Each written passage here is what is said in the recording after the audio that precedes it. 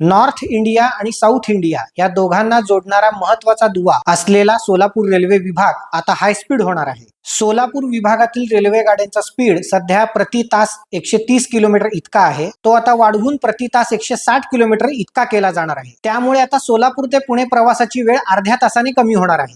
Solapur railway विभागातील वाहतूक कोंडी फोडण्यासाठी दौंड ते सोलापूर दरम्यान आता 2 ऐवजी 4 रेल्वे लाईन टाकल्या जाणार आहेत. रेल्वे बोर्डाने या प्रकल्पाला मंजुरी दिली असून भूसंपादनाचं काम वेगानं सुरू झालं आहे. 2031 पर्यंत हे काम पूर्ण करण्याचं नियोजन आहे. वाडी ते दौंड दरम्यानच्या 337 किलोमीटर मार्गाचं देखील चौपदरीकरण केलं जाणार आहे. माल वाहतूक आणि प्रवाशांच्या वाढत्या संख्येमुळे सोलापूर रेल्वे विभागाच्या तिजोरीत मोठी भर पडली आहे. विभागाचं एकूण उत्पन्न गेल्या वर्षीच्या 837 कोटींवरून आता 894 कोटींवर पोहोचलं आहे. यापूर्वी सोलापूर विभाग तोट्यात होता, मात्र आता खर्चापेक्षा प्रति रुपया 2 पैसे नफा मिळत आहे. साखर, तेल आणि मोलॅसिस या माल वाहतुकीच्या माध्यमातून सोलापूर विभाग देशात टॉप 5 मध्ये पोहोचला आहे. 47 किलोमीटर लांबीच्या तुळजापूर सोलापूर या नव्या रेल्वे मार्गाचं भूसंपादन पूर्ण झालं असून त्याचं काम सुरू आहे. दमाणी रेल्वे पुलाचं काम डिसेंबर पर्यंत पूर्ण होणार असून पुलाची उंची वाढवल्यामुळे रोरो सेवा सुरू करणं आता सोपं होणार आहे. टिकेकरवाडी इथं 250 कोटी रुपये खर्चून नवीन कोच साइडिंग आणि मेंटेनन्स सेंटर उभारलं जाणार आहे. पंढरपूर स्टेशनला प्रवासी आणि भाविकांच्या सोयीसाठी 5 प्लॅटफॉर्म्सची निर्मिती केली जाणार आहे.